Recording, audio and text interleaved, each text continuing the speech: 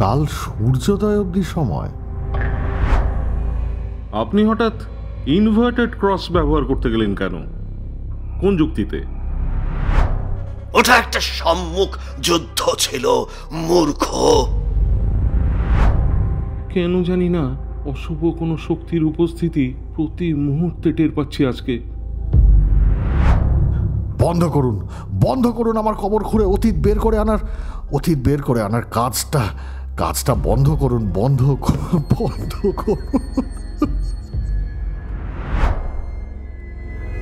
যত বড় হাঁ করতে পারো তার থেকে বেশি গিলতে চেও না পাদ্রী। বদহজম তোমার অন্ত ডেকে আনতে পারে।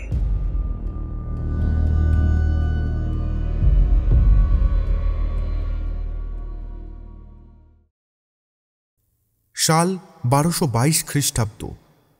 পোডালজাইস নগরীর কাছে প্রত্যন্ত অঞ্চলের একটি বেনেডিক্টাইন ধর্মীয় মঠ।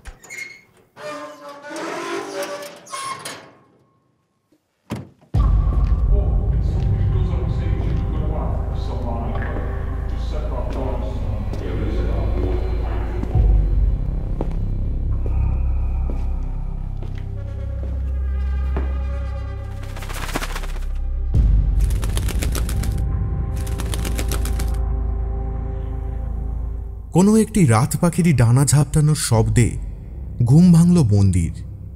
কাতর চোখ মেলে মুখ তুলে তাকালো সে। মাত্র কয়েক হাত লম্বা চওড়া ছোট্ট কুঠুরি ঘরের জমাট বাঁধা বরফের মতো ঠান্ডা শক্ত পাথরের মেঝেতে কোনো রকমে গুটিসুটি মেরে বসে থাকতে থাকতে একটা সময় যেন অঘরে ঘুমিয়ে পড়েছিল লোকটি। গত কয়েকদিন ধরেই বন্দি অবস্থায় বেশ বড়সড় ধকল গিয়েছে শরীরের ওপর দিয়ে। অসম্ভব ক্লান্তির জন্য প্রতিকূল পরিস্থিতিতেও তার এই হঠাৎ ঘুমিয়ে পড়া। এখন সজোরে ডানা ঝাপটাবার ফটফট আওয়াজে চোখ খুলে গেল তার। কুটুরি ঘরের উপর দিকটা করে লোহার শিক বসানো ছোট্ট একটি জানলা ছিল। সেদিকে তাকাতে চাঁদের স্মিত আলোয় একটি বড়সড় কালো বাদুড়ের মাথা যেন চোখে পড়ল।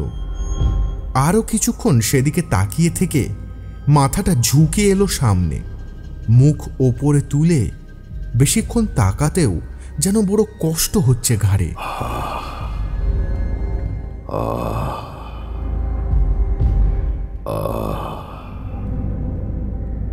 শয়তান, এখন একমাত্র শয়তানই পারে আমায় বাঁচাতে। বিড়বিড় করে এই কথাটাই পরপর 3 বার বলল সে। শয়তান। তারপর আবার শান্তিতে ঠান্ডা মেঝের উপর এলিয়ে গেল তার দেহ।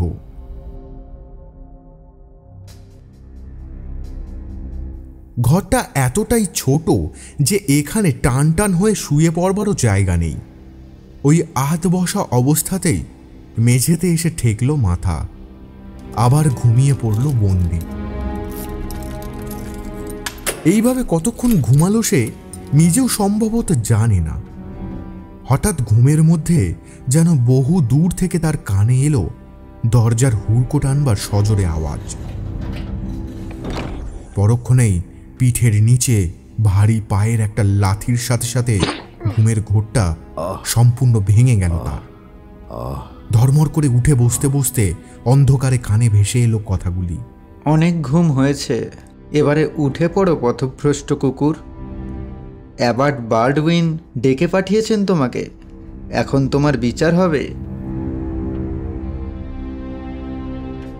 প্রতিবাদ জানানোর মতন শক্তিও আর অবশিষ্ট ছিল না বন্দির শরীরে।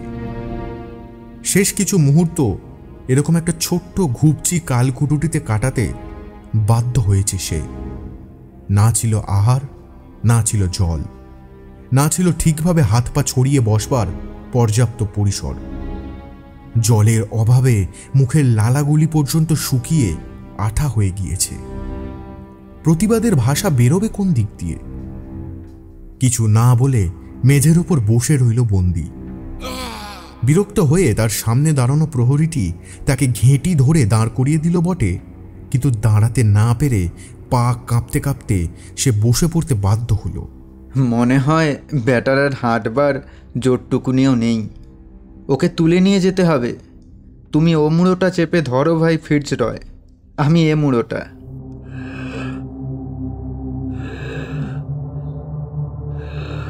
দুজন প্রহরী মিলে বহন করে নিয়ে চলল বন্দিকে। কুঠুরির বাইরে দীর্ঘ প্যাসেজটা ধরে দুপাশের সার বাঁধা খুপড়ি কারাগারগুলিকে পেছনে ফেলে রেখে অনেকটা চলে অবশেষে বাইরে যাওয়ার মূল ফাটকের সামনে এলেন দুজনে। দরজায় জোর ধাক্কা দিতেই খুলে গেল সেটি। এবারে সামনে বাতি হাতে দাঁড়ানো দীর্ঘদেহী ছায়ামূর্তিকে দেখে বিস্মিত হয়ে উঠলেন দুইজন প্রহরী। প্রায়র ফ্রাঙ্ক, আপনি স্বয়ং এখানে?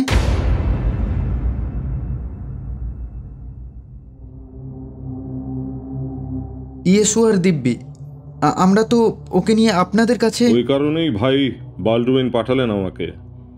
বন্দিকে বিচার সভায় নিয়ে আসবার আগে স্নান করিয়ে পরিষ্কার কাপড় পরিয়ে ভালো করে খাইয়ে দাইয়ে নিয়ে আসতে নির্দেশ দিয়েছেন উনি।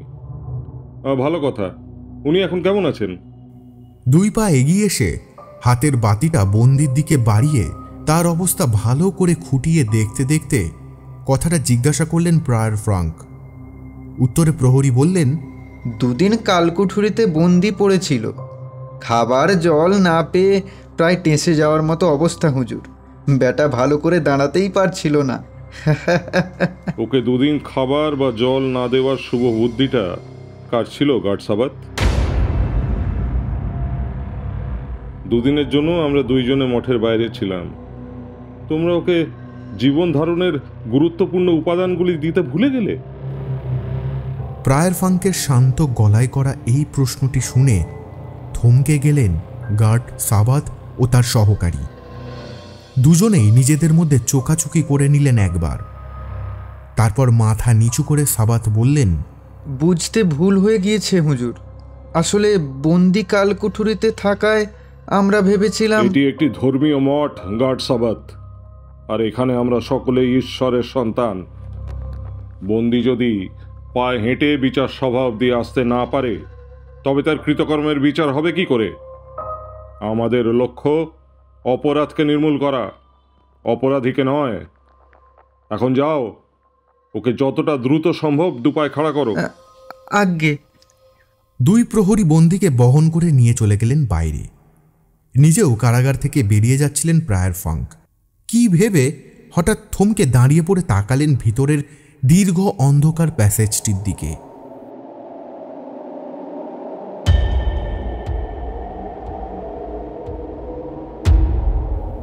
বাইরে বোধহয় দমকা হাওয়া দিচ্ছে। বিরাট ঘরটির বিভিন্ন ঘুলঘুলি দিয়ে সবেগে প্রবেশ করা হাওয়ার দাপটে কেঁপে উঠছিল প্যাসেজে থাকা ঝাড়বাতিগুলি। কি মনে হতে সামনের ঝাড়বাতিটির উপর ছাদের কাছে প্রায় অন্ধকার অংশটিতে মুখ তুলে তাকালেন প্রায়র ফ্রাঙ্ক। ওখানে বিশাল ছায়ার মতন দেখতে কিছু একটা। এ তো সুবিশাল একটি বাদুড়। ছাদের কুড়ি বড়গায় নিজেকে আটকে কেমন মসৃণভাবে ঝুলছে এটি ছাদ থেকে। কিন্তু কিন্তু ওই বাদুড়টি এখানে ঢুকলো কেমন করে? আর কি অস্বাভাবিক বড় এটি। কেমন শোঁ শোঁ শব্দ আসছে না? ঝাড়বাতিগুলো দুলছে মনে হয়। বাইরের ঝোড়ো হাওয়ার দাপট আরো বেড়েছে কি? ভুরুকুচকে তীক্ষ্ণ দৃষ্টিতে ঝুলন্ত কৃষ্ণকালো বাদুড়টির দিকে তাকিয়ে থাকতে থাকতে নিজের মনেই কথাগুলি বললেন তিনি। তারপর কারাগার থেকে বেরিয়ে নিজের ঘরের দিকে হাঁটা লাগালেন প্রায়র ফ্রাঙ্ক। ঝুলতে থাকা মশিকৃষ্ণ বাদুড় আর নিজের মনের চোরা অস্তিত্বটির কথা ভাবতে ভাবতে কপালে ক্রস এঁকে গম্ভীর গলায় আবার বললেন, জানি না এটা আমার মনের ভুল কিনা, কিন্তু কেন জানি না অশুভ কোনো শক্তির উপস্থিতি প্রতি মুহূর্তে টের পাচ্ছি আজকে। মঠে ফিরে আসবার পর থেকেই আমার এই শঙ্কাটি যদি ভুল প্রমাণিত হয় তবে সবচেয়ে বেশি খুশি হব আমি। পরম পূজ্য পবিত্র ট্রিনিটির কাছে আমার প্রার্থনা, সত্যি যেন আমার ষষ্ঠেন্দ্রিয় আজ আমাকে ভুল সংকেত দেয়। আমিন।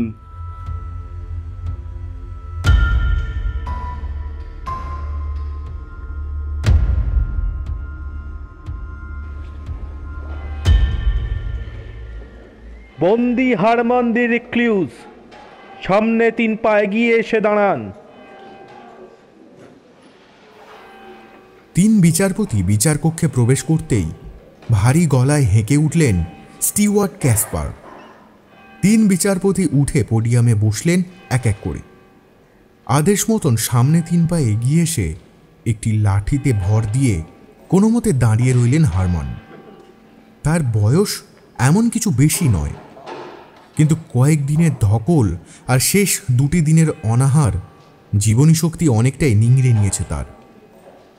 মঠের বিচার সভায় বিচারকদের উপস্থিতিতে বন্দির বসে থাকবার অনুমতি নেই।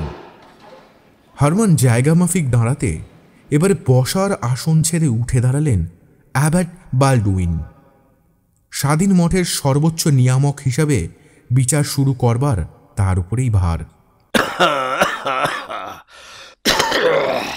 একটু কেশে গলাটা পরিষ্কার করে নিয়ে তিনি বললেন, পাদ্রী হারমান, আমাদের লর্ড ইয়েসুহার বাণী জনসাধারণের মধ্যে পৌঁছিয়ে দেওয়ার দুরূহ কাজটি গত 18 বছর ধরে বেশ সফলভাবে সম্পাদন করেছেন আপনি। আপনার জ্ঞান এবং বাচনভঙ্গি মঠের সকলের থেকে এতটাই ভিন্নধর্মী ছিল যে আমরা আপনাকে অনুমতি দিয়েছিলাম লর্ডের বাণী এই বোহেমিয়া প্রদেশের প্রতিটি সাধারণ মানুষের কাছে নিয়ে যেতে। কিন্তু 18 বছর ধরে এই কাজ সফলভাবে সম্পাদন করবার পর হঠাৎ এমন কি ঘটল যে আপনি লর্ড ইয়েসুয়ার ত্যাগ এবং তিতিক্ষার পথ থেকে সরে গেলেন?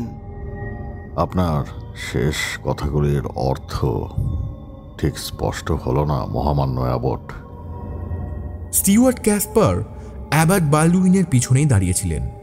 এবারে এগিয়ে এসে তার সামনের উঁচু পডে একটি স্ক্রোলার রেখে মাথা নিচু করে অভিবাদন জানিয়ে সরে গেলেন। সেটিকে 2 হাতে চোখের সামনে মেলে ধরলেন অ্যাবট। তারপর গম্ভীর মুখে বললেন, গন্ডগোলের সূত্রপাত ইস্ট পোডল জাইস অঞ্চলে আজ থেকে 5 মাস আগে। ওখানকার স্থানীয় কিছু মায়ের অভিযোগ আপনি ওদের বাচ্চাদের উপর নির্যাতন চালিয়েছেন পিউরিফিকেশনের নাম করে। অন্ততপক্ষে 3টি অবৈধ এক্সরসিজম প্র্যাকটিস করেছেন, যার মান্যতা চার্চ দেয়নি। এই প্রক্রিয়া চলাকালীন ভিকটিমকে সহযোগিতা করবার পরিবর্তে আপনি ওদের হত্যা করেন। ঘটনার শেষ এখানেই নয়।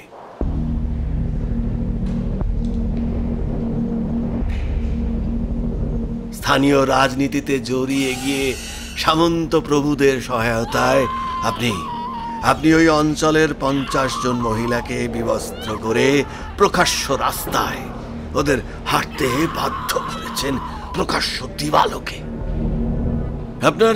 আপনার এরকম ছোট অপরাধ আরো রয়েছে, যা প্রতিটি বেশ বড় কলেবরের। বিস্তৃত ব্যাখ্যায় আর যাচ্ছে না, তবে সর্বশেষ যে অপরাধটি আপনি করেছেন তা ঘৃণ্যতম। স্থানীয় পথভ্রষ্ট নীতিহীন যুবদের নিয়ে আপনি একটি ধর্মীয় মিছিল সম্পাদন করেন, যাতে চার্চের বা মঠের কোনো সন্ন্যাসী ছিলেন না। সর্বোপরি আপনি ওই মিছিলকে সামনে দাঁড়িয়ে নেতৃত্ব দেন, হাতে একটা উল্টো ক্রস ধরে, ইনভার্টেড ক্রস। আচ্ছা পাদ্রী হারমান, ওই সময় আপনার মস্তিষ্ক কি আদৌ ঠিক ছিল? এই অভিযোগগুলি সম্পর্কে আমার কিছু কথা বলবার আছে মহামান্য অ্যাবট। নিশ্চয়ই বলবেন এবং বুঝে শুনে সত্যি কথাটাই বলবেন আশা করি। আমরা সকলেই ধন্য হব। আজ আমাদের মধ্যে উপস্থিত রয়েছেন পোডল জাইস ক্যাথেড্রালের মহাপূজ্য বিশপ ডিয়েটর। পবিত্র মঠের ছাদের নিচে ওনার সামনে দাঁড়িয়ে আশা করি আপনি মিথ্যে বলবেন না। একদমই না হুজুর, যা বলিব সত্য বলিব, মিথ্যা কদাচ কহিব না।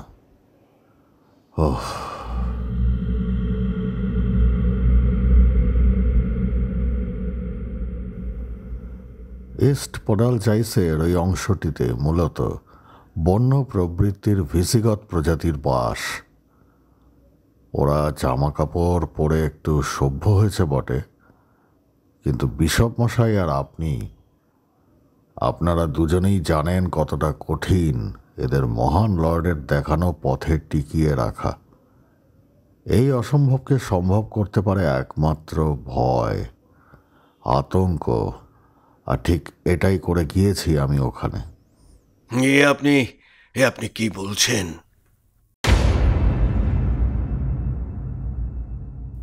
হাঁ হয়ে গিয়েছিলেন বিশপ ডিয়েটার সহ বিচার সভায় উপস্থিত প্রত্যেকেই।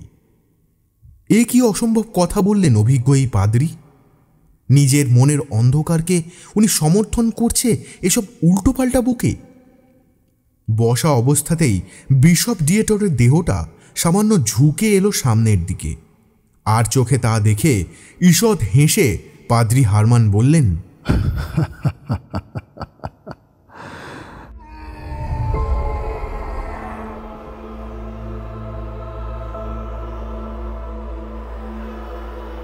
(1217 সাল) ইজিপশিয়ায় রোমান ক্যাথলিক রাজ্যের ডাকে যে শেষ ধর্মযুদ্ধটি হয় ওখানে, ওই সময় আমি যুদ্ধের কেন্দ্রস্থলে পড়ে গিয়েছিলাম।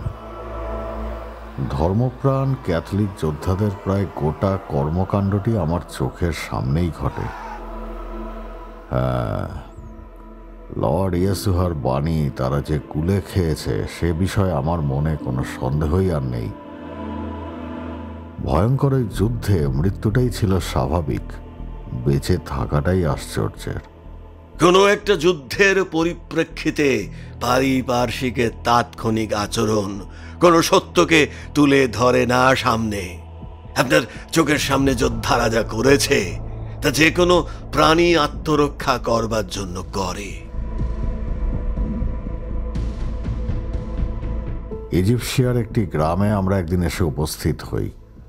যুদ্ধের আঁচে ওই গ্রামটি ফাঁকা ছিল, কিন্তু ওই গ্রামে ওদের ঈশ্বরের একটি উপাসনা স্থল ছিল। ওতে কিছু পূজারী তখনও রয়েছেন এরকমই খবর পেয়েছিলাম আমরা। ওই গ্রামে পৌঁছই সন্ধ্যাবেলার মুখটাতে উপাসনা স্থলটির দরজা ভেঙে ঘরে ঢুকে দেখি একজন বুড়ো পুরোহিত আর তার সাথে 2-3টে নিষ্পাপ শিশু। হ্যাঁ, শিশু।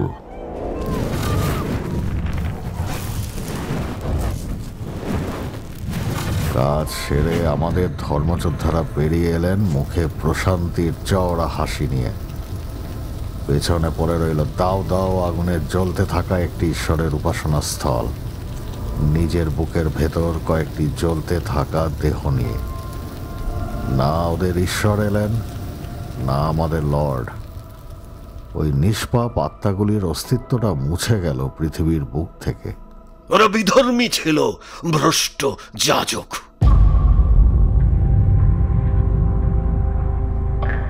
আপনার এত উত্তেজিত হওয়ার কোনো কারণ নেই অ্যাবট। ওরাও কিন্তু পরম পিতারই সন্তান ছিল।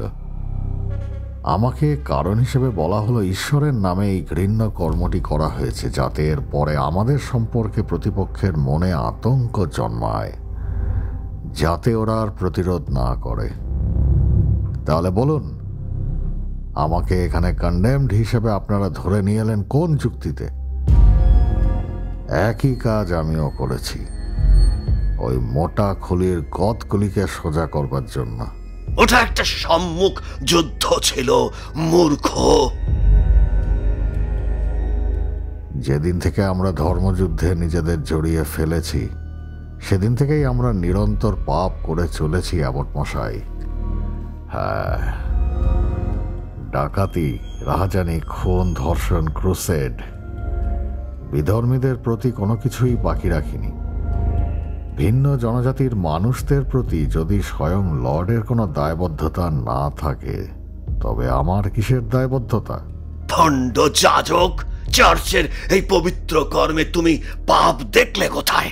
মঠের টর্চার রুমে। যদি কোথাও কোনো পাপ না থাকতো তবে ওই টর্চার রুম। ওই ভয়ানক যন্ত্রণা দিয়ে মৃত্যুর উপকরণ, এগুলির প্রয়োজন কিসের ছিল? মাথা কেটে মৃত্যু ব্যাপারটা আর এখন আপনাদের মনোরঞ্জন করতে পারছে না বুঝি?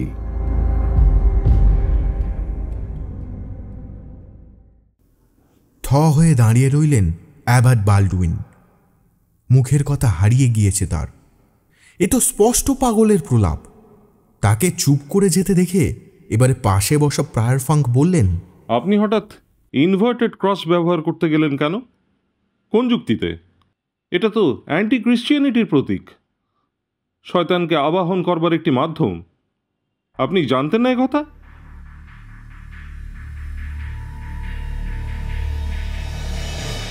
একজন ক্রিশ্চিয়ান প্রায়র হয়েও আপনি একথা জিজ্ঞাসা করলেন কি করে, প্রায়র ফ্রাঙ্ক? সেন্ট পিটারের মৃত্যুর সময় তাকে উল্টো ক্রসে তোলা হয়েছিল, এ কথা কি আপনি ভুলে গিয়েছেন? উল্টো বা ইনভার্টেড ক্রস ব্যাপারটা তো শহীদের প্রতীক, এই কথা আপনি ভুলে গেলেন কি করে? উনি সোজা ক্রসে মরতে চাননি, কারণ তাহলে লর্ড ইয়েসুহার সাথে উনি একই ব্র্যাকেটে চলে আসতেন। আপনার কথায় যুক্তি থাকলেও আমরা এ কথা মানতে নারাজ, পাদ্রী হারমান। এতক্ষণে কথা বলে উঠলেন বিশপ ডিয়েটার। নিজের আসন ছেড়ে উঠে দাঁড়িয়ে তিনি আরও বললেন, ক্রস উল্টো করে ধরা যে শয়তানকে আবাহন করে আনা, এই বিষয়ে দীর্ঘদিন আগেই সমস্ত ক্যাথলিক চার্চের সকল ফাদার একমত হয়েছেন। আপনি সব জেনেও নিয়ম ভেঙেছেন। কঠিনতম দণ্ডই আপনার প্রাপ্য, আর সেটাই আপনি পেতে চলেছেন। একটি অস্বস্তিকর নীরবতা নেমে এলো গোটা ঘর জুড়ে। পাদ্রী হারমান দ্য রেক্লিউস, ইজিপসিয়া থেকে ফিরে আসবার পরে আপনার মানসিক অবসাদ এসেছে। সামাজিক, অর্থনৈতিক ও ধর্মীয় প্রেক্ষাপটগুলি ভুলে, সমাজের প্রতি নিজের দায়বদ্ধতা ভুলে আপনি নেমে এসেছেন শয়তানের নির্দিষ্ট করা পথে। আপনার মানসিক স্বাস্থ্যের কথা চিন্তা করে আমরা আপনাকে অব্যাহতি দিতে পারতাম, কিন্তু এতে সমাজের একটি বিশেষ অংশের কাছে ভুল বার্তা যাবে। আমরা সেটি চাই না। তাই পবিত্র পিতা, পুত্র ও স্বয়ং লর্ড ইয়েসুহা হিস্ট্রোকে সাক্ষী রেখে আমরা আপনাকে দেওয়ালে জীবন্ত গেঁথে মৃত্যুদণ্ড দিলাম। ওয়াল হিম আপ।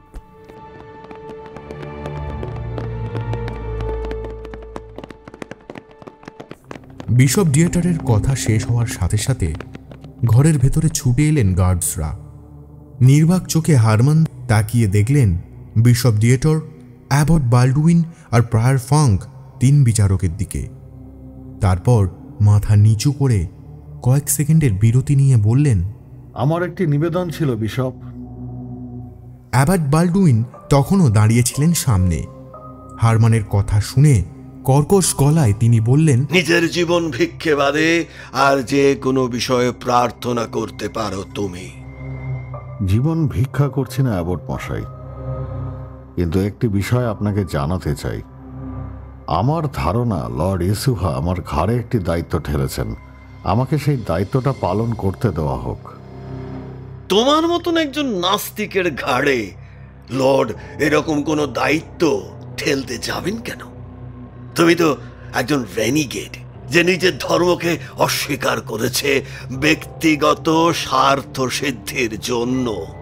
দীর্ঘ 18টা বছর ধরে আমি দরিদ্র জনগণের সেবা করেছি নিঃস্বার্থভাবে, আর এই কাজের প্রতিদানে আমার ঝুলিতে এসে জমা হয়েছে বিপুল অভিজ্ঞতা। লর্ড চান আমি আমার অভিজ্ঞতাকে কাজে লাগিয়ে এমন একটি গ্রন্থ রচনা করি যাতে থাকবে মানব প্রজাতির জন্য রেখে যাওয়া কার্যকর জ্ঞান, যা তাদের পথ চলতে সাহায্য করবে। আমার একটি অনুরোধ, এই গ্রন্থটি রচনার জন্য পর্যাপ্ত সময় দেওয়া হোক। ঘরটিতে উপস্থিত বিচারক এবং জনসাধারণের মধ্যে একটি গুঞ্জন শুরু হলো।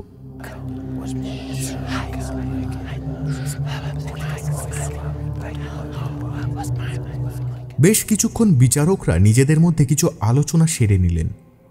এবারে প্রায়ার ফাঙ্ক কয়েক পা এগিয়ে এসে বললেন, পাদ্রি হারমান, অনেকদিন আগেই আলোর পথ থেকে সরে গিয়েছেন আপনি।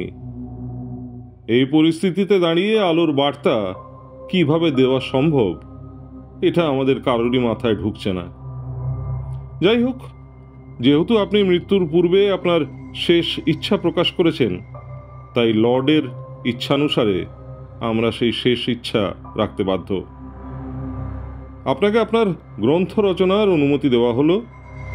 কালকে সূর্যোদয়ের আগেই এটি সমাপ্ত করতে হবে আপনাকে। তারপর আমরা আপনাকে মুক্তি দেব, নইলে অগত্যা। কাল সূর্যোদয় অবধি সময়?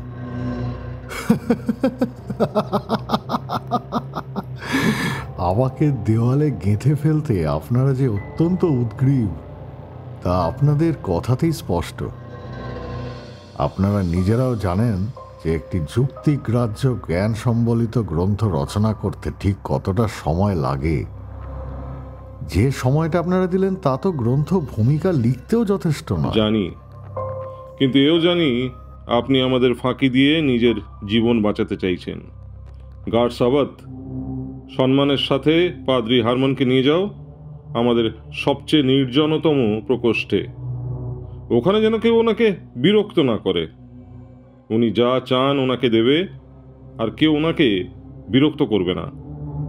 ওনার সামনে এখন দীর্ঘতম রাত, মনে থাকবে তো? তোমরা তো এসো এখন।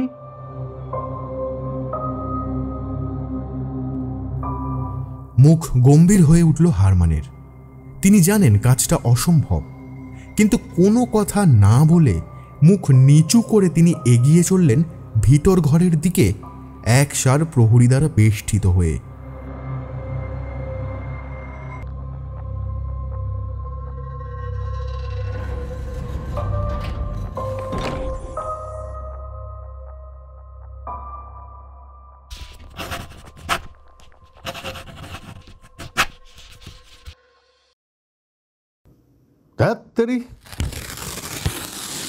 মুখ দিয়ে একটি বিরক্তিসূচক আওয়াজ করে ভেলাম পৃষ্ঠাটিকে দলা পাকিয়ে ঘরের এক কোণে ছুঁড়ে ফেলে দিলেন পাদ্রি হারমান।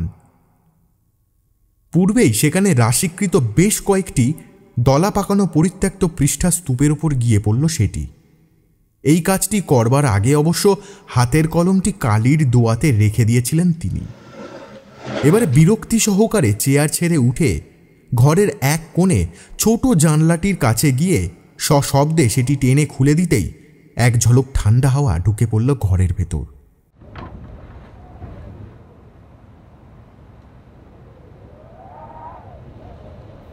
জানলাটি ছোট, তাতে আবার শক্তপোক্ত গারদ। গারদটা ধরে একবার ঝাঁকিয়ে বিড়বিড় করে বললেন, এই জানলা দিয়ে গলে বাইরে বেরোনো তো একজন পূর্ণবয়স্ক মানুষের পক্ষে কোনো মতেই সম্ভব নয়, আর বেরোতে পারলেও। নিচের দিকে তাকিয়ে হতাশার একটি হাসি খেলে গেল হারমানের ঠোঁটে। তারপর নিজের অজান্তেই তার মুখ দিয়ে বেরিয়ে এলো, জানলাটি কমপক্ষে 40 ফিট ওপরে, নিচে পাথরের চাতাল। এতটা উপর থেকে লাফ মারলে মৃত্যু না হলেও পঙ্গুত্ব অনিবার্য। আর তাছাড়া নিচে গার্ড সাবাত তার চেলাচামুন্ডাদের বসিয়ে রেখেছেন। এই ঠান্ডায় বাইরে গার্ড দিতে দিতে তারা যে বিরক্ত, একথা হলপ করে বলা যায়। এই অবস্থায় উড়ন্ত পাদ্রির দেহটা তাদের ঘাড়ে পড়লে তারা যে আরও বিরক্ত হয়ে যাবে, এটিও একেবারে নিশ্চিত। কাজে এই পথ না মারানোই ভালো। নিজের চেয়ারে ফিরে এসে দুহাতে মাথা চেপে বসে পড়লেন হারমান। এই কাজ এক কথায় অসম্ভব। তার মাথায় ভালো কিছু বিষয় ছিল ভেবে লেখবার মতো, কিন্তু এক রাত্রির মধ্যে এত কিছু লেখা কোনো মতেই সম্ভব নয়। ফলিত চিকিৎসাবিদ্যা আর ব্যবহারিক জ্ঞানের উপরে বেশ ভালো ব্যুৎপত্তি অর্জন করেছিলেন তিনি এতগুলি বছর ধরে আর্তের সেবা করে। এই বিষয়ের উপরে লেখার ইচ্ছে ছিল প্রবল, কিন্তু ইজিপশিয়ার সফর পুরো পাশার দান উল্টে দিল। কি বলেছিলেন যেন অ্যাবার্ট? রেনিগেট। ধর্মযুদ্ধের বিভৎস নারকীয়তা তার মননকে পুরো উল্টে দিয়েছে। তিনি এখন নিছক অবিশ্বাসী শুধু নন, ঈশ্বরের ওপর তার বিশ্বাস এখন শূন্য। সে তো না হয় হলো, কিন্তু এখন কি করা যায়?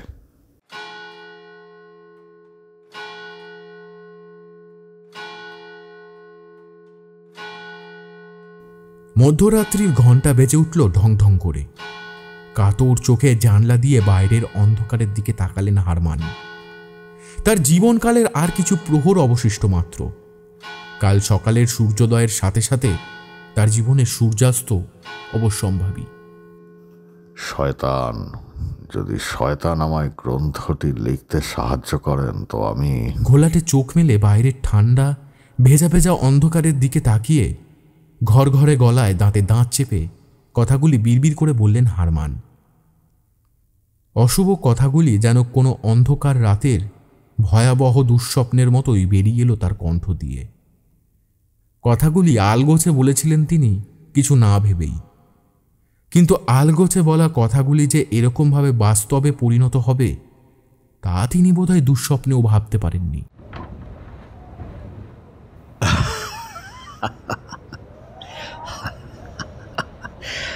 আমার তো রীতিমতো ভয়ে ধরে গিয়েছিল যে তুমি বোধহয় আমাকে ভুলে গেলে। কে? হারমানের মুখ দিয়ে প্রতিজ্ঞাটি উচ্চারিত হওয়ার সাথে সাথেই একটি অদ্ভুত ঘটনা ঘটে গেল।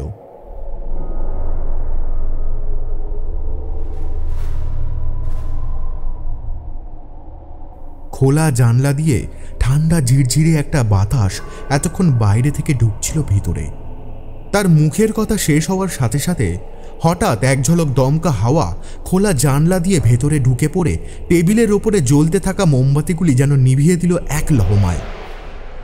সাথে সাথে পাতলা একটি অন্ধকারের চাদরে ঢেকে গেল ঘরটা। মুখ তুলে বিস্ময়ে গোটা ঘটনাটি নিজের চোখের সামনে ঘটতে দেখলেন হারমান। এতক্ষণে বেশ ভয় পেয়ে গেলেন হারমান। তার বিস্ময়ে পরিণত হয়েছে সীমাহীন আতঙ্কে। ঘরে ঢোকবার একমাত্র দরজাটি বাইরে থেকে বন্ধ। বাইরে থেকে কোনো হুড়কো টানার আওয়াজ শুনতে পাননি তিনি। আর ওই ছোট জানলা দিয়ে কেউ আসতে পারবে না ভেতরে। তাহলে এই রহস্যময় কণ্ঠে কথাগুলি ফিসফিস করে বললেন কে? আসন্ন মৃত্যু ভয়ে তার স্নায়ু ছেড়ে দেয়নি তো? নিজের মস্তিষ্ক থেকে হয়তো ওই গলা। তিনি কি তবে পাগল হয়ে যাচ্ছেন? না না না না না না না, তুমি পাগল হয়ে যাওনি হারমান, পাগল হয়ে যাওনি। তবে তোমার বোধ বুদ্ধির মাপকাঠির পরখ হবে এখনই, আর কিছুক্ষণের মধ্যে। চারিদিক থেকে ঘনিয়ে এসে কথাগুলি যেন ঢুকলো হারমানের কানে। এবারে আর কোনো সন্দেহ নেই তার। ঘরের ভেতরে দাঁড়িয়ে সত্যিই কেউ বলে যাচ্ছেন কথাগুলি বেশ উদাসীন নৈবর্তিক গলায়। উদ্ভ্রান্তের মতন হারমান খুঁজতে লাগলেন বক্তাকে অন্ধকারে, কিন্তু কাউকে দেখা গেল না সেখানে। আমি তোমাকে সাহায্য করতে পারি হারমান, গ্রন্থটি লিখতে। আজ রাত্রি শেষের আগেই সম্পূর্ণ গ্রন্থটি লেখা হয়ে যাবে। কিন্তু কিন্তু তার পরিবর্তে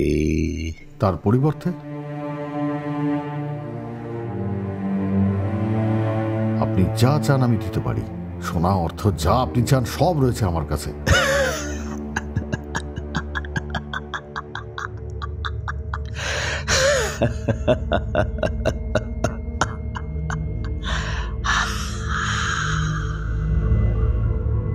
দাঁড়াও দাঁড়াও দাঁড়াও দাঁড়াও এক মুহূর্ত, দেখি তোমার কাছ থেকে কি চাওয়া যায়।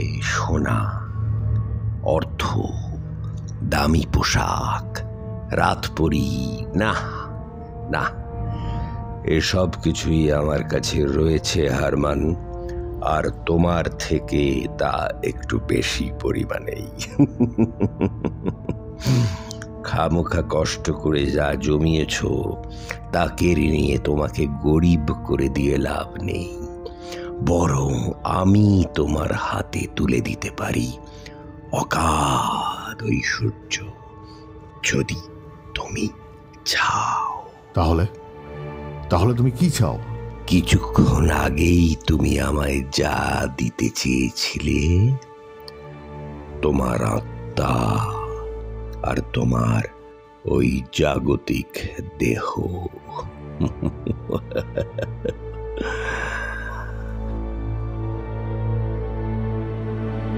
পাগলের প্রলাপ। কে তুমি? কি চাও? কি চাও তুমি আমায় গ্রন্থটি লিখে দেওয়ার জন্য? স্পষ্ট করে বলো। মৃত্যুর মুখে একটা পা ইতিমধ্যে ঢুকে গিয়েছে, এই সময় এই ধরনের ঠাট্টা।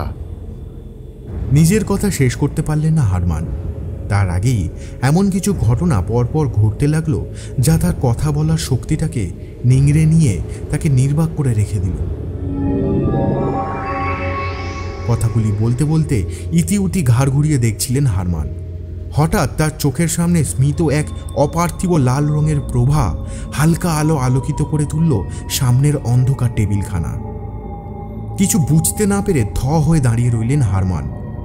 এমন সময় হঠাৎ কোথা থেকে সুবিশাল কাঠ ও চামড়া দিয়ে বাঁধাই করা অসম্ভব মোটা একটি পেল্লাই বইয়ের আবির্ভাব হলো টেবিলের উপর। রাজকীয় এই বইটি খুলে গেল তার চোখের সামনে নিজে থেকে।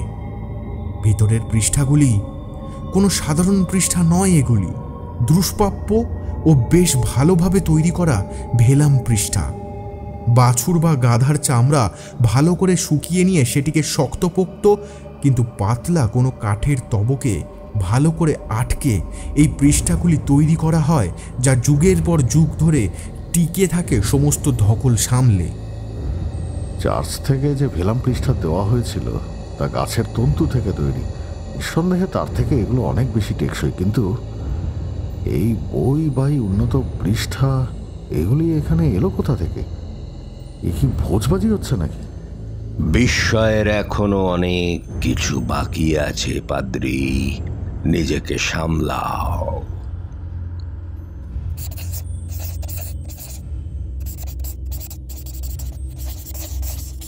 চোখ বড় বড় করে দেখতে লাগলেন হারমান। তার চোখের সামনে লেখা হচ্ছে বইটি। দেখতে দেখতে কয়েক মুহূর্তের মধ্যে লেখা হয়ে গেল প্রথম পাতা, এবারে দ্বিতীয় পাতা। চোখের পলক পড়তে না পড়তেই সেটাও শেষ হয়ে গেল। তারপর তৃতীয়, চতুর্থ, পরপর পৃষ্ঠাগুলিতে লেখা হয়েই চলল, যেন কোনো অদৃশ্য হাত অত্যন্ত দ্রুত হারে লিখে চলেছে বইয়ের পৃষ্ঠাগুলি।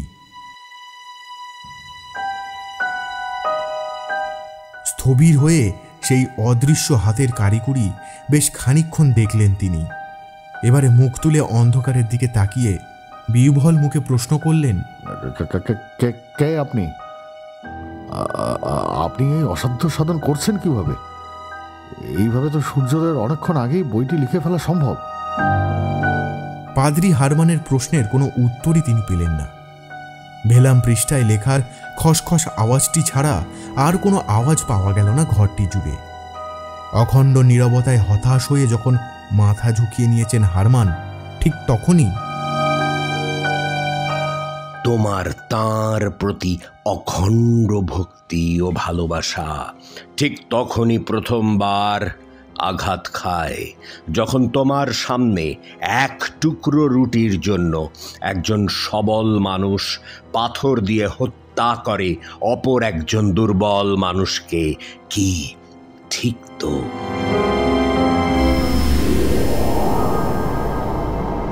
ঘরের ভিতরে অন্ধকারের চাদরটিকে একটানে ছিঁড়ে ফেলে কোথা থেকে যেন উদয় হলো ঘন একরাশ কুয়াশা।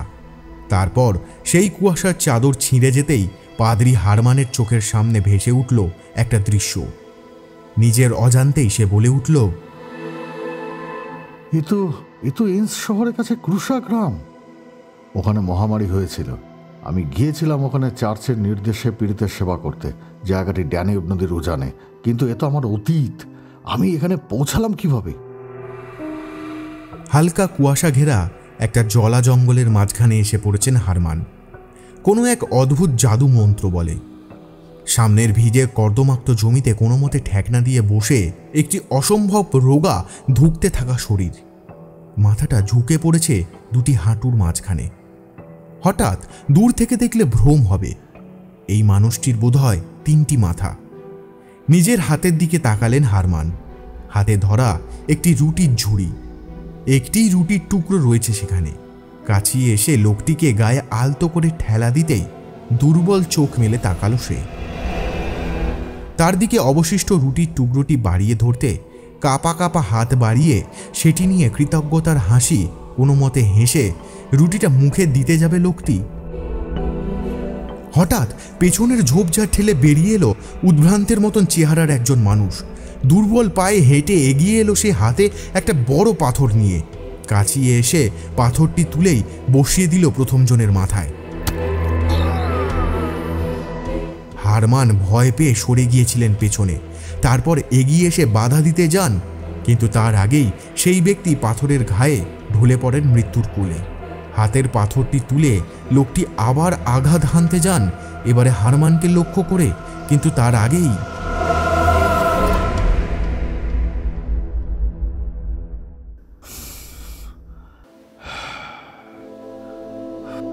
এরিক, আমার সাথে থাকা গার্ডের হাতের ক্রসবো সেদিন আমার জীবন বাঁচায়, নয়তো সেদিন আমিও ওই লোকটির পাশে। সেই দিনই প্রথম আমার মনে হয়েছিল ঈশ্বরের থেকে বোধহয় বেশি শক্তি এক টুকরো রুটির। ওটি একজন জীবিতকে মেরে ফেলতে পারে, আর একজন সাধারণ মানুষকে পরিণত করতে পারে হিংস্র সাপদে মুহূর্তের মধ্যে। এমন একটি সাপদ যার মাথায় বিচার, বিবেচনা আর যুক্তি কাজ করে, ফলে 2 পে সাপদটি 4 পে সাপদের তুলনায় আরো বেশি ভয়ঙ্কর হয়ে যায়, তাই নয় কি হারমান? সেদিন তুমি পাশবিক শক্তির কাছে অসহায় ছিলে, আর এই ঘটনাটাই তোমার মনে প্রথমবার প্রশ্ন তোলে, তাই তো? মাথা নিচু করে বসে থাকেন হারমান। এই প্রশ্নের কোনো উত্তর হয় না।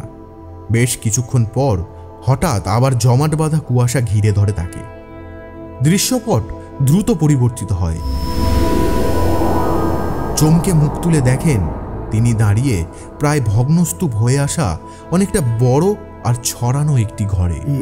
এ তো সেই ইজিপশিয়ায় আলেকজান্দ্রিয়া শহরের কাছে ছোট্ট একটি গ্রাম, আর তাতে ধর্মযোদ্ধাদের হাতে ধ্বংস হওয়া একটি উপাসনা গৃহ।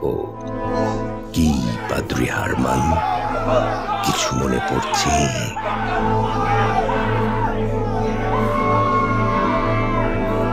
নিজের পায়ের থেকে 5 ফুট দূরত্বে একটি দেহ পড়ে থাকতে দেখলেন হারমান। ফুটফুটে একটা নিষ্পাপ বাচ্চা ছেলের ছিন্ন বিচ্ছিন্ন দেহ। ঘরময় বিভিন্ন প্রান্ত জুড়ে ছড়িয়ে পড়া আর্তনাদ, চিৎকার, কাতরানি, রণহুঙ্কার, বিশৃঙ্খলা, চেঁচামেচি, দৌড়াদৌড়ি, সবকিছু ভুলে তাকিয়ে রইলেন বিহ্বল হয়ে সামনের দিকে বেশ দীর্ঘ একটা সময় ধরে। তোমার চোখের সামনে এই গোটা ঘটনাটা ঘটেছিল। তোমার হাজার বারণ, অনুনয়, বিনয় কোনো কিছুতেই চিঁড়ে ভেজেনি। মানুষের পোশাক পরা একদল জানোয়ার ছিঁড়ে কুটি কুটি করল তাঁর বাগানের সবচেয়ে সুন্দর ফুলগুলোকে, নয় কি?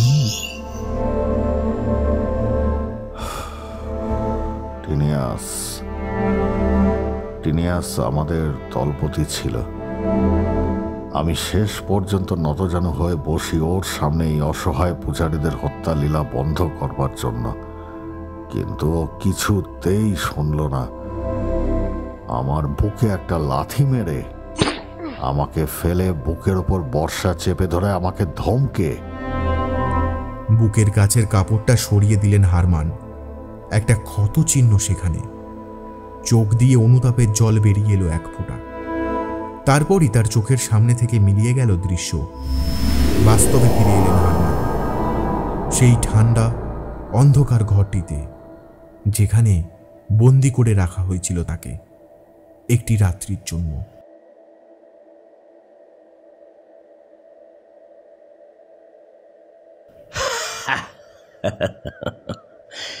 সত্যিটা বরাবরই তোমাদের চোখের সামনেই লুকিয়েছিল, কিন্তু তোমাদের অপরিণত বুদ্ধি তোমাদের চোখের উপর ধোঁকার পট্টি পরিয়ে রেখেছিল।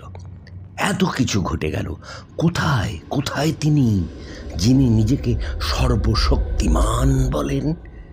নেই, নেই, আর থাকবেনও না। কারণ তোমাদের প্রার্থনায় পুষ্ট হওয়া ছাড়া তার আর তোমাদের প্রতি কোনো দায়বদ্ধতা নেই। তোমাদের দ্বারা ঘটে যাওয়া যে কোনো অপরাধ, তার দায় তোমাদের নিজেদের, আর যা কিছু সুকৃতি, তার জন্যে সমস্ত কৃতিত্ব একমাত্র তাঁর। এটাই তোমাদের জন্য রেখে যাওয়া তাঁর বার্তা। তোমার প্রেয়সী মার্থা, যাকে হারিয়ে তুমি সব ছেড়ে তাঁর ভজনার দলে নাম লেখালে, তাঁর আত্মহত্যার জন্য তিনি কেন দায় নেবেন না? কেন কেন কেন? সীমাহীন দারিদ্র মেয়েটিকে বাধ্য করেছিল পেটের জ্বালায়। বন্ধ করুন আমার কবর খুঁড়ে অতীত বের করে আনার কাজটা বন্ধ করুন।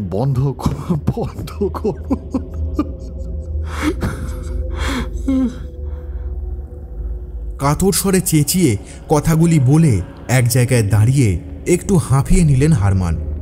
তারপর হাঁপাতে হাঁপাতে বললেন, আমি আপনার প্রতিটি কথার সাথে একমত, কিন্তু তার আগে আমাকে জানতেই হবে, কে আপনি? আপনার পরিচয় কি? কে আপনি? বলুন। বলতে বলতে হঠাৎ থেমে গেলেন হারমান। একটি অস্বাভাবিক খসখসে শব্দ ভেসে আসছিল টেবিলের দিক থেকে। সেখানে তখন হালকা লাল আলোর স্মিত প্রভাটা ছিল, আর ওই অস্বাভাবিক লম্বা মোটা বেঢপ আকৃতির বইটিতে লেখার কাজটি তখনও চলছিল।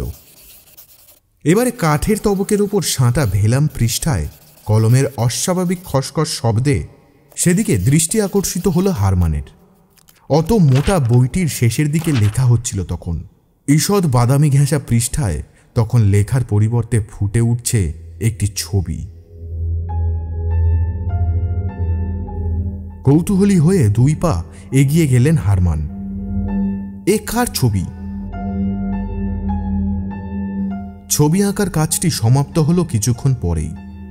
গোটা পৃষ্ঠা জুড়ে তখন নিপুণ হাতের ছোঁয়ায় ফুটিয়ে তোলা হয়েছে একটি মাত্র অবয়ব, আর এই অবয়বটি দেখে বিস্মিত হয়ে হেঁকে উঠলেন হারমান। ডায়া বলো? যে হালকা নীল আলোটা সীমাবদ্ধ ছিল টেবিল জুড়ে, ধীরে ধীরে তার ঔজ্জ্বল্য বেড়ে উঠে স্বল্প আলোয় আলোকিত হয়ে উঠল গোটা ঘরটি। সেই আলোয় ধীরে ধীরে হারমানের সামনে ফুটে উঠল একটি অবয়ব। 25-30 বছরের একজন আকর্ষণীয় যুবা, কমনীয় মুখ, ঈষৎ বিষণ্ণ মুখশ্রীর এক তরুণ দুদিকে হাত ছড়িয়ে মুখ ওপরের দিকে তুলে ধরেছিলেন গর্বোদ্ধত ভঙ্গিমায়। হারমানের বিস্ময়োক্তি শেষ হওয়ার সাথে সাথেই তিনি বললেন, হ্যাঁ, আমি সব। হাঁ হয়ে সেই তরুণের দিকে তাকিয়ে দাঁড়িয়েছিলেন হারমান। সেই বহুল প্রচলিত শয়তানের রূপ কোথায়? এ তো অভিজাতদের পোশাক পরা এক ফচকে ছাওয়াল, যার মধ্যে হিংস্রতা বা ক্রূরতার ছিটে ফোঁটা মাত্র নেই। মুখ নামিয়ে তাকে দেখে মিষ্টি একটি হাসি হাসলেন ছেলেটি।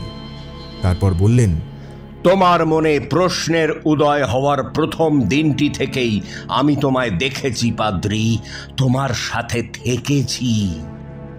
ইস্ট পডলজাইজ অঞ্চলে তোমার প্রতিবাদ প্রশংসনীয়, কিন্তু এখনো অনেক কিছু জানা বাকি। যদি সত্যিই কিছু বদলাতে চাও, তাহলে আমার হাত ধরো, আর যদি তা একান্তই না চাও, মঠের এক কোণে একটা ছোট্ট ঘরে একটি দেওয়াল তোমার জন্য অপেক্ষা করছে, তোমাকে জীবন্ত গিলে খাওয়ার আশায়। আমায় কি দিতে হবে?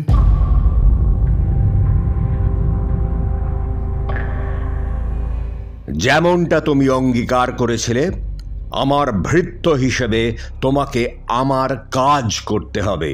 তোমার দেহ এবং আত্মার কর্তৃত্ব তুলে দিতে হবে আমার হাতে, আর ওই গ্রন্থটি, ওর মধ্যে তোমাদের বোহেমীয় রাজ্যের নাগরিক জীবন, সমাজ ও অর্থনৈতিক জীবন, ফলিত চিকিৎসাবিদ্যা, ব্যবহারিক জ্ঞান থেকে শুরু করে সুস্বাস্থ্য কিভাবে রাখা যাবে প্রতিটি বিদ্যা ও তার খুঁটিনাটি বিবরণ লিপিবদ্ধ রয়েছে। কিন্তু তার সাথে এমন কিছু রয়েছে যা কোনো মরণশীল চোখের সামনে খুলে যাওয়া উচিত নয়।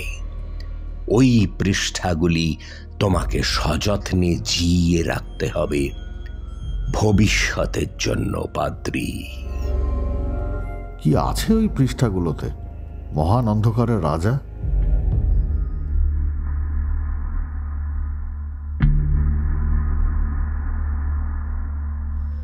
যত বড় হাঁ করতে পারো তার থেকে বেশি গিলতে চেও না, পাদ্রী। বদহজম তোমার অন্ত ডেকে আনতে পারে। এখন নয়, ওই পৃষ্ঠাগুলির প্রয়োজন হবে ভবিষ্যতে, কোনো এক অজ্ঞাত কালের গর্ভে। যখন সময় হবে নিজেই আত্মপ্রকাশ করবে পৃষ্ঠাগুলি। ততদিন একে জিইয়ে রাখার দায়িত্ব তোমার, বুঝেছ? আর হ্যাঁ, ওই গ্রন্থটির রচয়িতা আমি, তাই গ্রন্থটি উৎসর্গ করা হলো আমাকেই। বোঝা গেল? বুঝলাম। একটি দীর্ঘশ্বাস ফেলে ঘাড় নাড়লেন হারমান। হাতি কাদায় পড়েছে। এখন নিঃশর্তে আত্মসমর্পণ করা ছাড়া আর কোনো উপায় নেই তার হাতে। পাশার দান পড়ে গিয়েছে ইতিমধ্যেই। মুখ তুলে হারমান জিজ্ঞাসা করলেন, এখন কি করতে হবে আমায়? রহস্যময় একটি হাসি খেলে গেল শয়তানের মুখে। সোজা হয়ে দাঁড়িয়ে তিনি বললেন, এবার শুধু তোমাকে মরতে হবে, পাদ্রী, মরতে হবে। আজকে উঠেছিল হারমান, কিন্তু ছুটে পালাতে গিয়ে পা দুটি আটকে গেল তার শক্ত পাথরের মেঝেতে। তার বিস্মিত চোখের সামনে শয়তানের কমনীয় আকর্ষণীয় মানুষের রূপটা আচমকা পরিবর্তিত হয়ে পুরাণের ভীষণ বর্ণনা প্রকট হলো সামনে। টাক মাথা, দুদিকে দুটি ভয়ানক শিং, রক্তাভ অগ্নিময় শরীর, সূচি মুখ লেজ, সুবিশাল আকৃতি, পায়ে ছাগলের খুর। হাঁ হয়ে হারমান প্রবল আতঙ্কে বিস্ফারিত হয়ে তাকিয়ে রইল সামনে। পৈশাচিক একটি হাসি বেরিয়ে এলো শয়তানের গলা দিয়ে।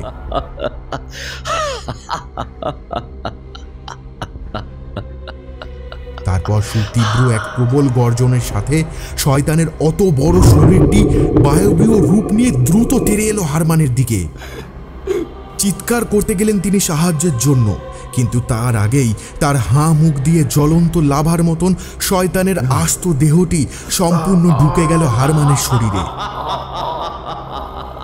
ভয়ঙ্কর যাতনায় অসহ্য গোঙানির সাথে ধপ করে মেঝেতে নতজানু হয়ে বসে পড়লেন হারমান। তারপর চাপা শিবকারের সাথে মেঝেতে শুয়ে ছটফট করতে লাগলো তার জান্তব দেহ। হঠাৎ এক ঝলক রক্তবমি বেরিয়ে এলো তার মুখ দিয়ে।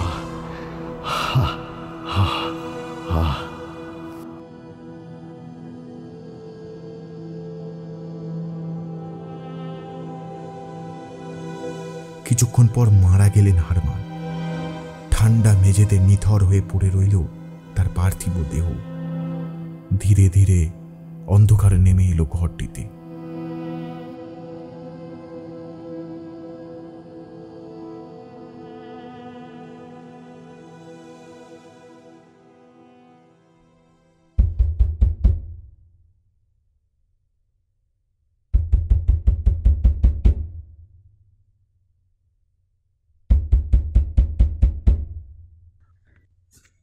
হারমান, হারমান, দরজা খোলো পাদ্রী। তুমি দরজা ভিতর থেকে বন্ধ করলে কেন? হারমান!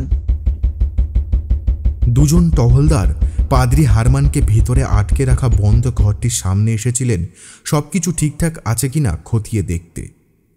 বন্ধ ঘরের ভেতর থেকে অশুভ কিছু আওয়াজ পেয়ে আর বেশি দেরি করেননি তারা। ছুটে গিয়ে খবরটা দিতেই সদল বলে ছুটে আসেন গার্ড সাবাত সরজমিনে সবটা খতিয়ে দেখতে। প্রায়র ফাঙ্কো দৌড়ে আসেন খবর পেয়ে।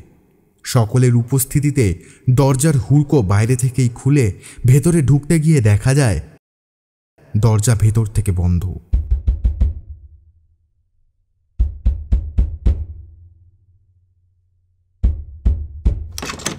বেশ কিছুক্ষণের ধাক্কাধাক্কির পর অবশেষে ভেতর থেকে হুড়কো টানার আওয়াজে স্বস্তির নিঃশ্বাস পড়ে সকলের। দরজা ঠেলে ভেতরে ঢুকে দেখা গেল ঘরের মাঝখানে বড় টেবিলে বসানো বাতিটি তখনও জ্বলছে, আর টেবিলের সামনে 2 হাত পিছনে রেখে তাদের দিকে তাকিয়ে নিঃশব্দে হাসছেন পাদ্রী হারমান দ্য রেক্লিউস। বাতিটি তার পেছন দিকে থাকায় তার মুখ এখন অন্ধকার, কিন্তু পাদ্রী হারমানের চোখ দুটি অন্ধকারে এরকম অস্বাভাবিকভাবে জ্বলছে কেন?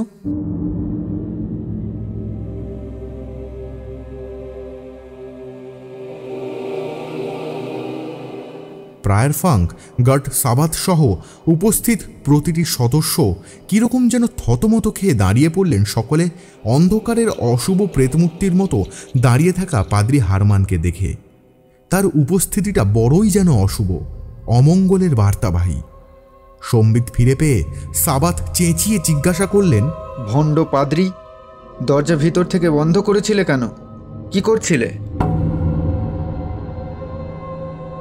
তার দিকে একবার জ্বলন্ত চোখ মেলে তাকিয়ে দেখে প্রায়র ফাঙ্কের দিকে মুখ ঘুরিয়ে হারমান বললেন, আপনি বলেছিলেন গ্রন্থটি সূর্যোদয়ের আগে লিখতে পারলে আপনারা আমায় মুক্তি দেবেন, ঠিক তো? নিশ্চয়ই, কিন্তু কেন? তুমি কি গ্রন্থটা... এই কথা টেবিলের মাঝখান থেকে একটি প্রান্তে সরে গেলেন হারমান। এবারে বিস্মিত চোখ মেলে সকলে দেখলেন টেবিলে পড়ে সুবিশাল বিরাট কলেবরের একটি গ্রন্থ। এর অর্থ পাদ্রী হারমান তার কথা রেখেছেন। সূর্যোদয়ের বেশ কিছুটা সময় বাকি থাকতেই গ্রন্থ রচনার কাজটি সম্পূর্ণ করেছেন তিনি। কিন্তু কিভাবে?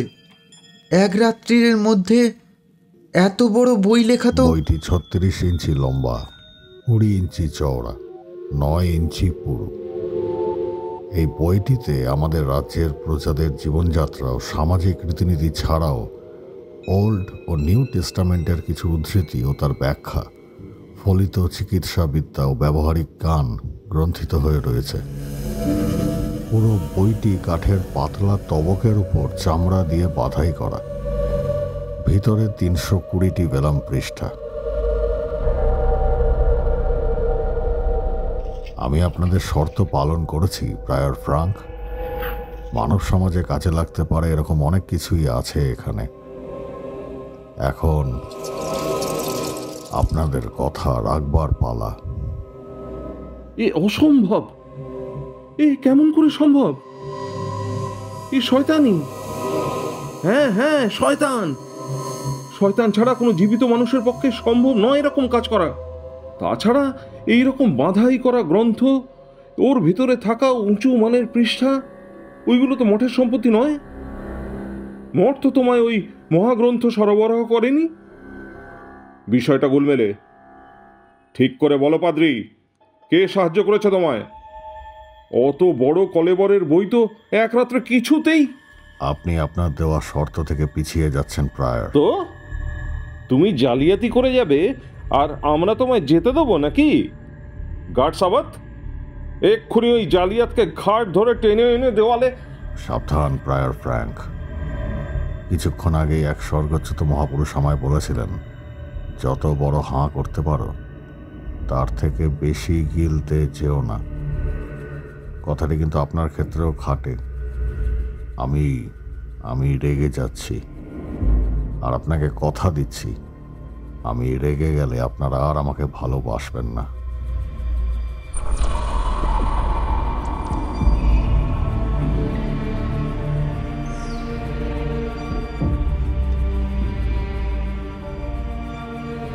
কথাটি বলবার সময় আশ্চর্য শান্ত হয়ে গিয়েছিল পাদ্রী হারমানের গলা।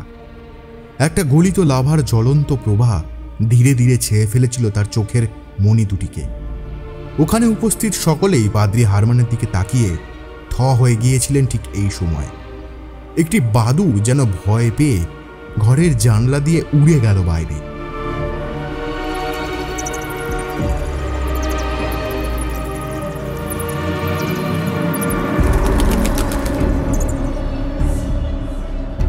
নিচের আস্ত মঠটিকে এক পাক ঘুরে বাদুড়টি তার বড় ডানা দুটি মেলে উঠে গেল মঠের ওপরের আকাশে। নিচ থেকে ভেসে আসা পরিত্রাহী চিৎকার আর আর্তনাদকে নিচের বিশ্বেই ফেলে রেখে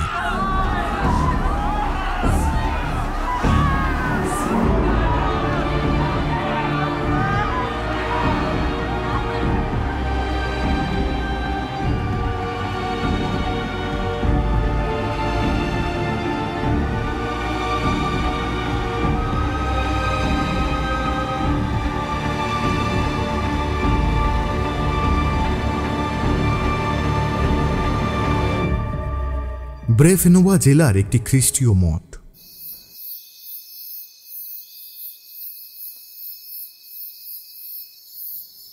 কাউন্ট লুই, ওই যে সেই বিতর্কিত চ্যাপেল, ওখানেই ওই গ্রন্থটি রাখা আছে। ওটাই আমাদের উদ্ধার করে নিয়ে আসতে হবে। এক মুহূর্ত দাঁড়ান কাউন্ট হাইনরিক। আপনি যে বললেন গ্রন্থটি বেনেডিক্টিয়ান মঠের গ্রন্থাগারে রয়েছে, তাহলে ব্রেভনোভায় পৌঁছে আপনি আমাকে চ্যাপেল দেখাচ্ছেন কেন? ওটা তো কোনো মঠের অংশ নয়, এ তো একদম পৃথক একটি স্বয়ংসম্পূর্ণ ভবন।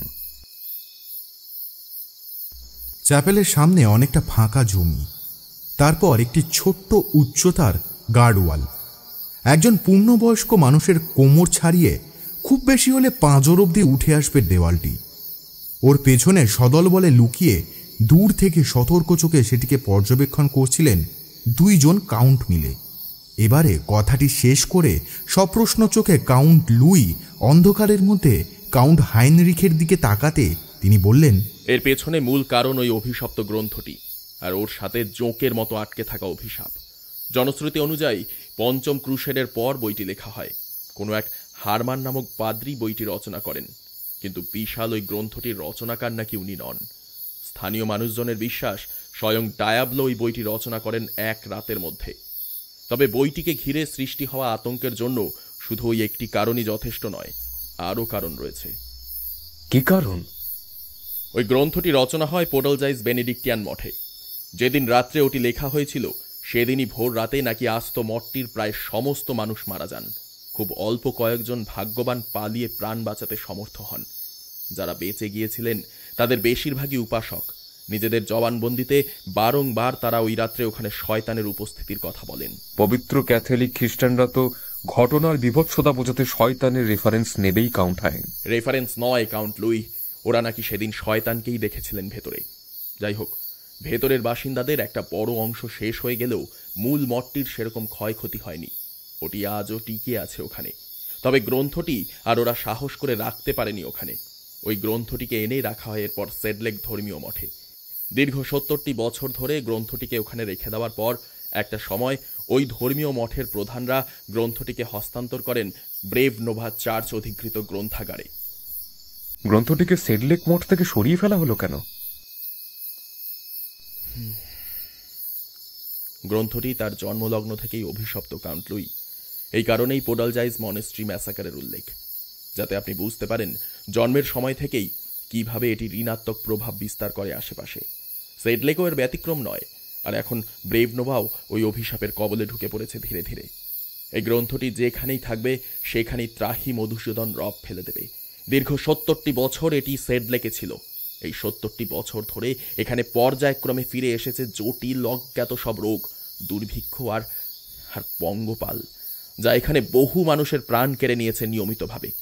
ওখানকার মানুষজন কেমন যেন সংকুচিত, খিটখিটে ধরনের, যেন কোনো অমঙ্গলের বার্তা নিজের বুকে বেঁধে সর্বক্ষণ চলে ফিরে বেড়াচ্ছেন তারা।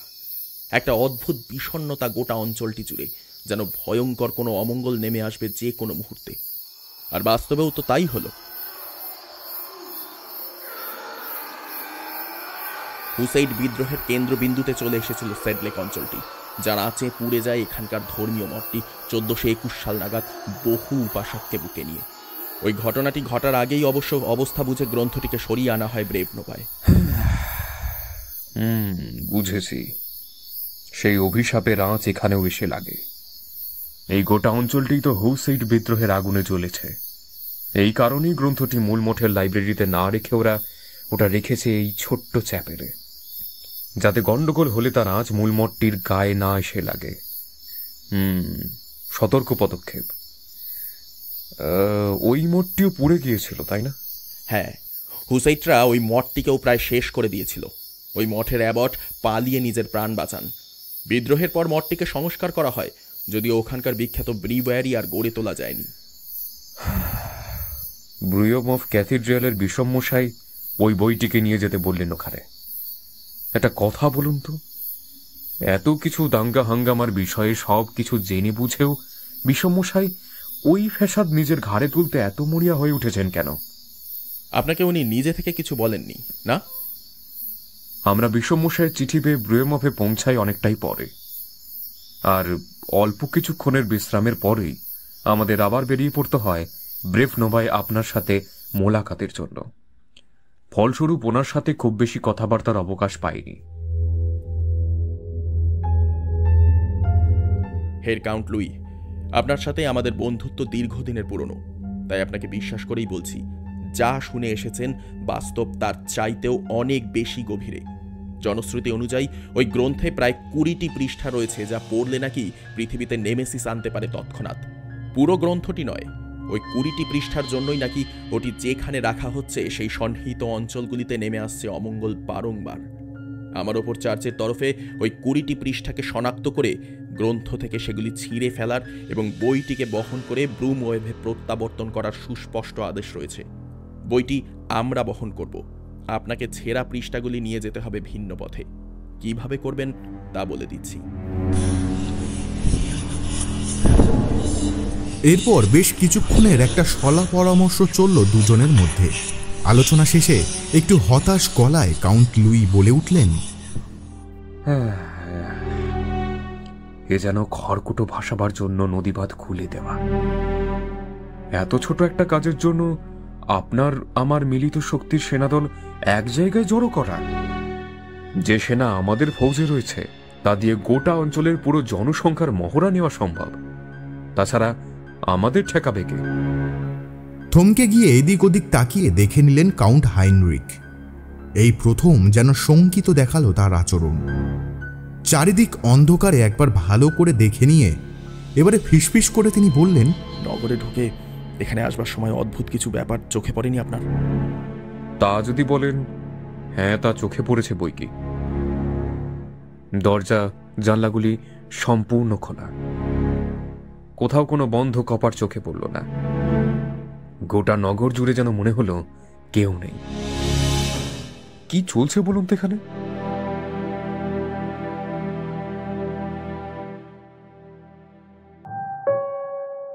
চার্চ নিয়োজিত একটি গুপ্তচর দল এখানে ছিল নগরীর ভিতরে।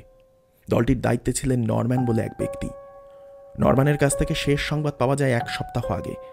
তারপর থেকে ওর আর কোনো পাত্তা নেই। বিশপের আশঙ্কা নরম্যান ধরা পড়ে গিয়েছে।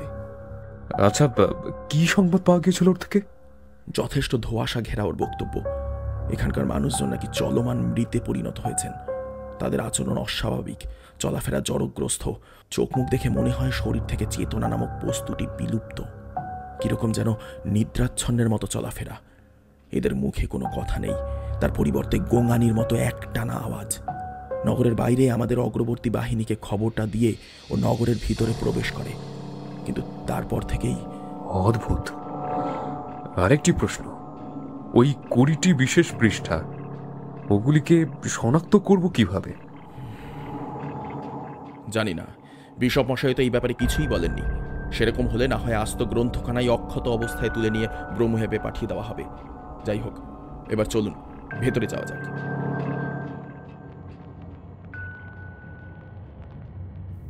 চ্যাপেলের চারিদিকটা ফাঁকা। আশেপাশে ইতিউতি কয়েকটা বড় গাছ ছাড়া কোনো বাড়িঘর ছিল না। চ্যাপেলের সামনে পৌঁছে দুপক্ষই নিজেদের ঘোড়াগুলিকে ছেড়ে রেখেছিলেন পিছনে। চ্যাপেলের সামনে এসে নিচু গার্ডওয়ালটা টপকে ভেতরে খোলা বিশাল উঠোনে পা রাখাটা লক্ষ্য ছিল তাদের। সেই উদ্দেশ্যে দেওয়াল টপকাতে যাবেন।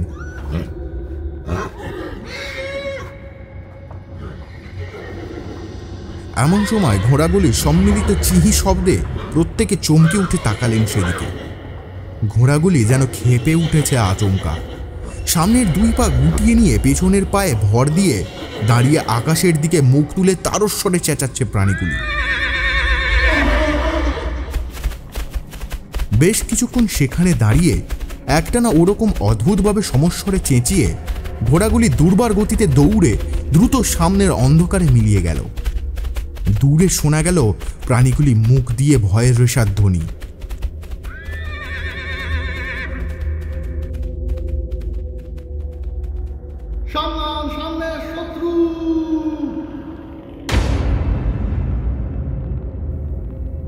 হঠাৎ সেনাবাহিনীর সামনের দিক থেকে তীব্র স্বরে কথাটা ভেসে আসতেই চমকে উঠে অবাক চোখে বাকিদের সাথে হাঁ করে দাঁড়িয়ে দুইজন কাউন্ট সামনের দিকে তাকিয়ে দেখলেন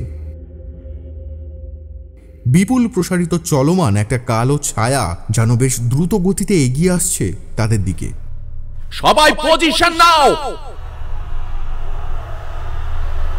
কাউন্ট হাইনরিখের চিৎকারে সামনের সারিতে দাঁড়িয়ে থাকা তার সহযোদ্ধারা পরপর সার দিয়ে দাঁড়িয়ে বল্লম উঁচিয়ে ধরলেন শত্রুর মহড়া নেওয়ার জন্য। এবারে শত্রুপক্ষ কাছিয়ে আসতেই শুরু হলো প্রবল যুদ্ধ।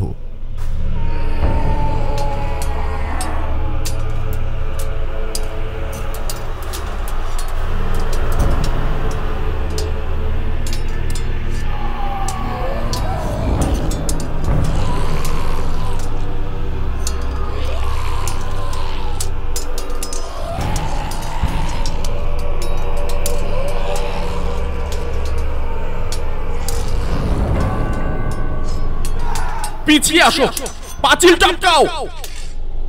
দীর্ঘ একটা সময় যুদ্ধের পর অবশেষে কাউন্ট হাইনরিক চেঁচিয়ে উঠে নির্দেশ দিলেন স্বপক্ষীয় সেনাদের উদ্দেশ্যে। এছাড়া অন্য কোনো উপায়ও আর কিছু অবশিষ্ট ছিল না তার কাছে। এগিয়ে আসা যে দুপেয়ে জীবগুলো মানুষ বলে ভাবছিলেন তারা, দেখা গেল বাইরে থেকে মানুষদের মতন দেখতে হলেও তারা আদৌ তা নন। মশালের আলোয় এদের পোশাক দেখে স্থানীয় বাসিন্দা মনে হলো, কিন্তু তারপরই ভুল ভেঙে গেল সবার। মানুষদের মৃত্যু ভয় থাকে, এই হতচ্ছাড়া জীবগুলির তা ছিল না।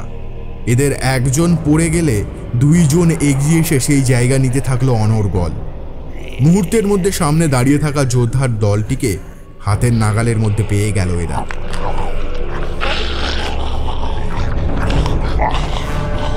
বাকি সহযোদ্ধারা কার্যত তখনও দাঁড়িয়ে পড়ে দেখতে লাগলেন তাদের মৃত সহযোদ্ধাদের পড়ে থাকা দেহগুলি থেকে টেনে টেনে মাংস চিরে খাচ্ছে ওই নরপিশাচের দল। বিপুল সংখ্যক মৃতদেহগুলিকে নিয়ে ব্যস্ত হয়ে পড়েছিল মানুষের চামড়ার নিচে লুকিয়ে থাকা ভূতপ্রেতের ওই দলটি। সেই সুযোগে কাউন্ট লুই ও অবশিষ্ট যৌথ সেনাদলকে নিয়ে পাঁচিল টপকে চ্যাপেলের জমিতে ঢুকে প্রাণে বাঁচলেন কাউন্ট হাইনরিক। নাতি উচ্চ ওই পাঁচিলটিকে টপকানোর মতন চেতনা বা বুদ্ধিটুকু আর অবশিষ্ট নেই ওই না মানুষের দলের কোনো সদস্যদের মাথায়। তারা পাঁচিলের পিছনে দাঁড়িয়ে জান্তব স্বরে তর্জন গর্জন করতে লাগলো। ভয়ার্ত ও বিস্ফারিত চোখে পাঁচিলের পেছনে জমতে থাকা অপশক্তির ভিড়টাকে কিছুক্ষণ বিহ্বল হয়ে দেখলেন সকলে। তারপর ভয়ার্ত কণ্ঠে কাউন্ট লুই জিজ্ঞাসা করলেন, এসব কি ব্যাপার কাউন্ট হাইনরিক? এরা কি এখানকার নাগরিক? এদের এরকম ভূতপ্রেতের মতো দশা হলো কি করে? আর এরা মানুষের মাংস খায়? হায় ঈশ্বর, দোহাই আপনার, চুপ করে দাঁড়িয়ে থাকবেন না, কিছু তো বলুন। আমার বোধ বুদ্ধি হারিয়ে গিয়েছে কাউন্ট লুই। এ বিষয়ে সত্যিই আমার কোনো ধারণা নেই। এরা যে স্থানীয় নাগরিক তা এদের পোশাকেই স্পষ্ট, কিন্তু কিন্তু এরা এরকম ভূতপ্রেত হয়ে গেল কি করে? কবে থেকে এরা নরমাংস অভ্যস্ত হলো? এ বিষয়ে আমার বিন্দুমাত্র চেতনা। তবে কি নরম্যান এদের কবলে পড়ে মারাই গেল? এছাড়া আপাতত অপর কোনো যুক্তিগ্রাহ্য চিন্তা আমার মাথায় আসছে না। শুধু একটাই প্রশ্ন, এরা নিঃসন্দেহে আমাদের গতিবিধি দেখেছে। এরা জানতো আমরা চ্যাপেলের দিকে যাত্রা করেছি। এরা আমাদের পিছনেই ছিল, তাও এরা আমাদের এই অবধি আসতে দিল কেন? আপনি ঠিক বিষয়টি ধরেছেন মসিও, কিন্তু কিন্তু এই প্রশ্নটি আমরা পরে ভাবি। আপাতত যে কাজের জন্য এসেছি সেটা সম্পন্ন করি। আপনার যেমন অভিরুচি। তবে কি জানেন, কেন জানি না আমার মনে হলো এই প্রশ্নের উত্তর খোঁজাটা বেশি প্রয়োজনীয় ছিল। যাক, আপনি যখন বলছেন, দেরি না করে এগোনো যাক।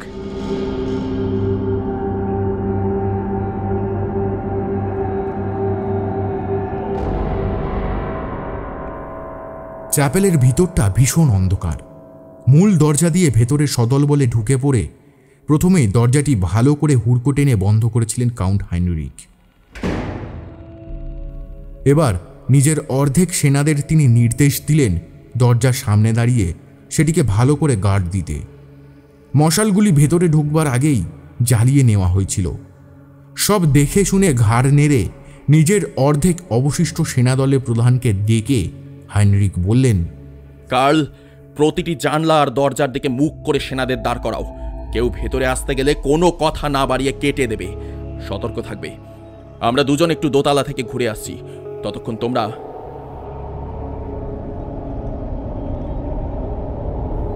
কাউন্ট লুই ও তার অর্ধের সেনাদের একই নির্দেশ দিচ্ছিলেন।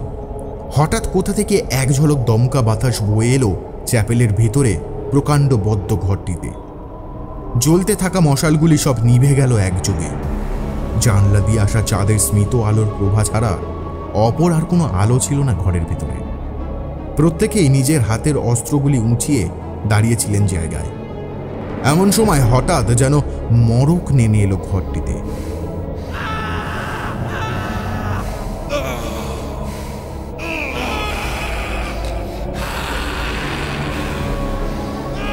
অবশিষ্ট যৌথ সেনা দলের সেনারা এক এক করে আত্মচিৎকার করে চিৎপাত হয়ে মাটিতে পড়ে গেল।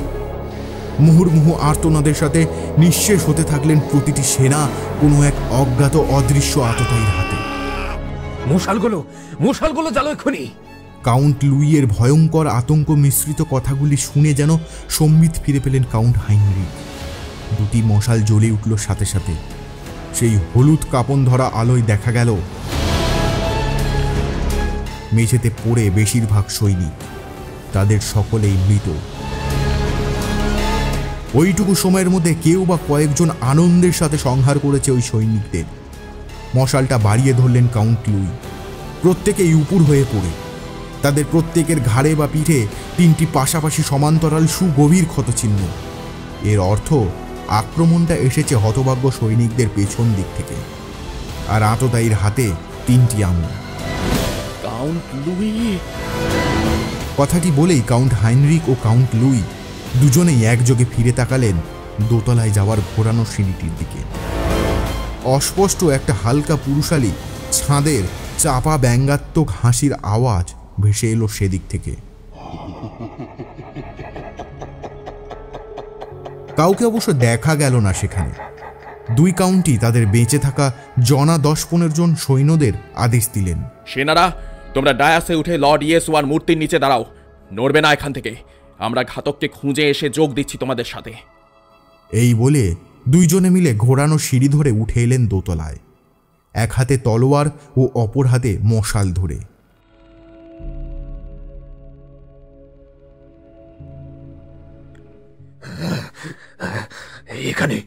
এখানে এত মরা খেকো ঠান্ডা কেন? জানি না, তবে আপনার মনে আছে নিশ্চয়ই কি করতে হবে। ওই 20টি পাতাকে যে করেই হোক। মনে আছে, কিন্তু এটা কিছুতেই বুঝতে পারছি না ওই পাতাগুলিকে চিনব কিভাবে। ওই ঘরে, ওখানে আলো দেখা যাচ্ছে না? মনে হয় কোনো বাতি জ্বলছে ওখানে। ওটাই মনে হয় গন্তব্য কাউন্ট। আপনি এতটা নিশ্চিত হলেন কি করে? ঘাতকের ঔদ্ধত্য দেখে। নিচে আমাদের সেনাদের মেরে ওপরে ঘরে বসে দরজা খুলে ও দেখাতে চায় ও আমাদের পরোয়া করে না। সত্যি ওর সেটা করবার প্রয়োজনও নেই কাউন্ট হাইনরিক। যেভাবে ও আমাদের সেনাগুলিকে অন্ধকারের সুযোগ নিয়ে। আপনি লক্ষ্যে অবিচল থাকুন কাউন্ট লুই। আমরা ঈশ্বরের সেবক। বিচলিত হওয়া আমাদের সাজে না। আলো জ্বলা ঘরটির সামনে এসে দাঁড়ালেন কাউন্ট হাইনরিক। তারপর উকি মেরে দেখলেন ঘরের ভেতর। এই ঘরটিও আয়তনে বেশ বড়, তবে একটা বিষয় খেয়াল করে মনটা আনন্দে নেচে উঠেছিল তার। দেওয়ালের গায়ে আধো আলো অন্ধকারে উকি মারছিল বইয়ের শেলফগুলি। এর অর্থ দাঁড়ায় এটা লাইব্রেরি। তার মানে এখানেই রাখা থাকবে সেই মহাগ্রন্থ। বড় আয়তনের এই ঘরটির ইতিউতি রাখা টেবিলগুলিতে জ্বালানো বেশ উজ্জ্বল আলোর বাতি। ছাদের মাঝামাঝি অংশ থেকে নেমে এসেছে বেশ বড় দুটি ঝাড়বাতি। বাতিগুলি সবকটি জ্বলছে, কিন্তু এতগুলি বাতি জ্বালিয়েও ঘরের সম্পূর্ণ অন্ধকার দূর করা যায়নি। আলো আঁধারিতে একটা মায়াবী পরিবেশ তৈরি হয়েছে লাইব্রেরিতে। সবই তো বুঝলাম, কিন্তু এই চ্যাপেলে ঢুকেই এত সহজে লাইব্রেরি খুঁজে পেলাম কি করে? তাছাড়া বাতিগুলোই বা কে জ্বাললো? আর ভিতরটা যেন মনে হয় আরো বেশি ঠান্ডা। বিরাট ঘরটির শেষ প্রান্তে জাফর দিয়ে ঘেরা একটি ছোট্ট প্রকোষ্ঠ দেখা যাচ্ছিল। দূর থেকে দেখে মনে হলো যেন অনেকগুলি মোমবাতি জ্বলছে সেখানে। কৌতূহলী হয়ে হাইনরিক বিড়বিড় করে বললেন, বাকি সবই তো খোলামেলা, খালি এই অংশটুকু দেয়ালের কোণ ঘেঁষে উঁচু দেয়াল তুলে তাতে জাফর বসিয়ে জায়গাটিকে এত আলোকিত করে রাখা কেন বাপু? কি রয়েছে ওই আবরণের পিছনে? শয়তানের ধর্মগ্রন্থ ওখানেই রাখা নেই তো? Devil's Bible?